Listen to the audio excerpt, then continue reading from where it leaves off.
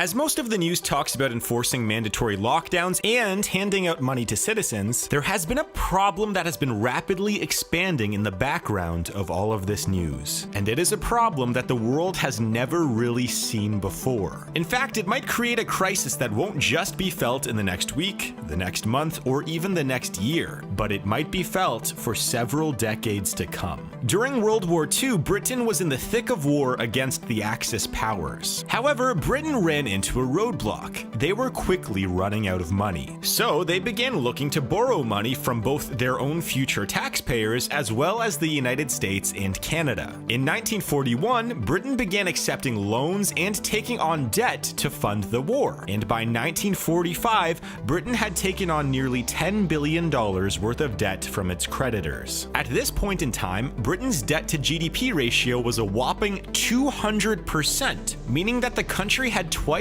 as much debt as its entire market value of all of its goods and services it produces over an entire year. And just some perspective for you is that the World Bank states that once a country reaches above 77% debt to GDP ratio, its economy will begin to slow down from such a large portion of its revenue going towards paying down its own debt. So after the war ended, Britain had amassed a debt that was so large that they couldn't pay it back in 1 year, 5 years, 10 years, or even 20 years. You see, on December 29th, 2006, Britain made its last payment on its World War II debt to the United States and Canada. This means that British taxpayers from 1945 up until 2006 had a small portion of their tax bill every single year go towards the debt that the country accumulated in the 1940s. And for about a decade after World War II, Britain's economy was drastically hindered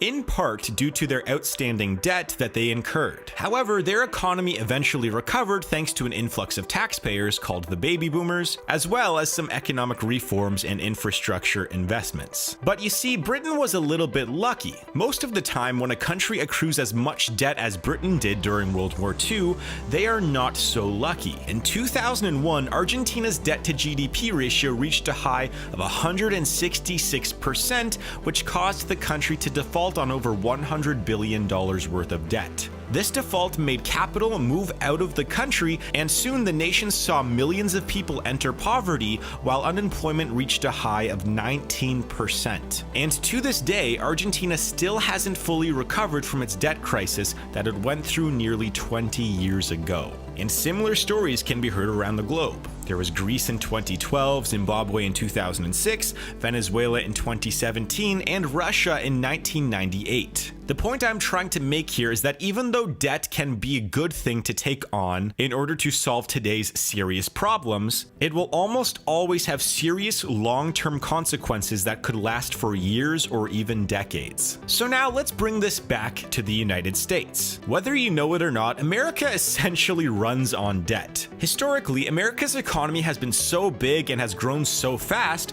that taking out tens of billions of dollars here or there hasn't really been much of a big deal because it was such a small percentage of the country's overall economy. For example, in 2006, the United States had a relatively healthy debt to GDP ratio of about 60%. But then, the financial crisis hit. And during the financial crisis, the United States began scrambling for ways to pump money into the economy. So it began taking out hundreds of billions of dollars and eventually trillions of dollars worth of debt. And some people might think that the United States, along with every other country that took out debt to get through the financial crisis, has paid off some of the debt that they accrued in 2008 and 2009. But actually, the opposite is true. You see, since the financial crisis, many developed countries throughout the world have been accruing more and more debt every single year, while economic growth has slowed. This means that many countries may find it actually more difficult to pay off their debt today than they did during the financial crisis. And here's what I mean. The United States debt to GDP ratio before the lockdowns and this pandemic was around 106%. Canada's was around 88%, Italy's was 133%, Singapore's was at 109%, and Japan's was at an astounding 237%. What I'm trying to say here is that before this crisis even hit, the governments around the world were in more debt than they had ever been in.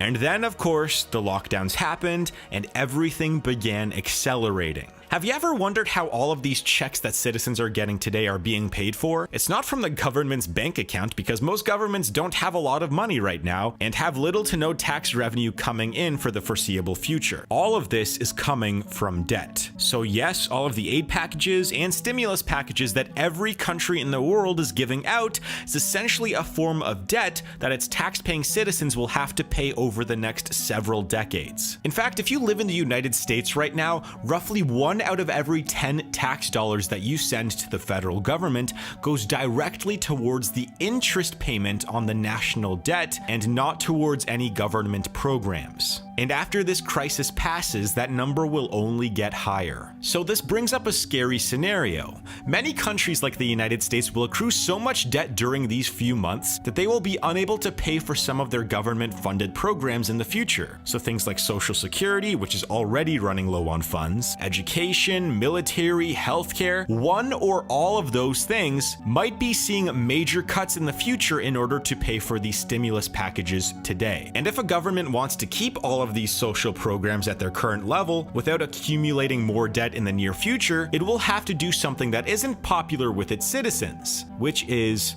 raise taxes. Now, I would just like to mention that it is highly unlikely that developed countries like the United States, Canada, or the UK will default on its loans, which would send the countries into an even deeper depression. But it is quite likely that the debt that's being accumulated today will end up slowing future economic growth, raising future taxes, and reducing future funding for social programs. And this effect might radiate for decades to come, meaning that kids born today in 2020 will likely be paying for a decent portion of these stimulus packages when they become adults. And the government debt is not the only debt problem that we have in the world right now. You see, before the crisis ever began, households were already racking up record levels of debt too. In 2020, households in the United States had roughly $14 trillion worth of debt, which is the highest debt level in history. And the largest increase in household debt from 2008 to 2020 has come from, of course, student loans. In 2008, student loans accounted for roughly $611 billion worth of household debt. Meanwhile, today it is roughly $1.6 trillion worth of household debt. And when you throw this all together, you will see that the average household has roughly $100,000 worth of debt. Meanwhile, these same households have on average only $8,000 worth of savings. And for people under the age of 30, it's even worse, as they have on average just $2,700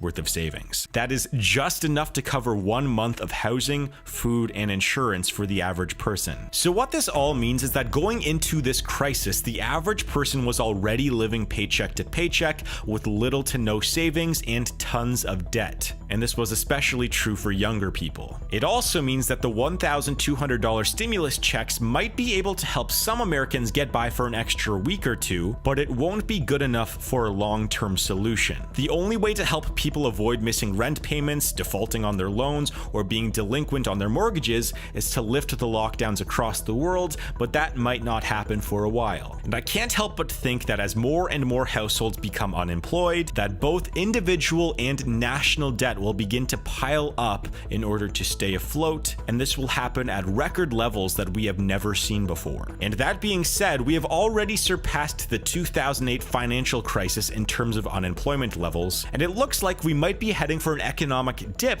that we have not seen since the Great Depression. And depending on what other policies are enacted in the near future, we as taxpayers will likely be paying off this 1 to 3 month period of time for the next several decades to come. But this problem might be a lot worse in the short term for developing countries. In fact, the IMF and World Bank have called for an immediate suspension of debt payments for the world's developing countries, as many are very close to defaulting on their debt. This could create an unprecedented debt crisis in the near future that would likely radiate throughout the entire world. Now, I would just like to mention that central banks are playing a major role in this debt crisis right now and are printing money hand over fist, which is causing a ton of things like inflation and currency devaluation. But it also might help pay down the debt in the future through something called quantitative easing. But that could be a whole video in itself. So who knows? This might be the worst debt crisis the world has ever seen. But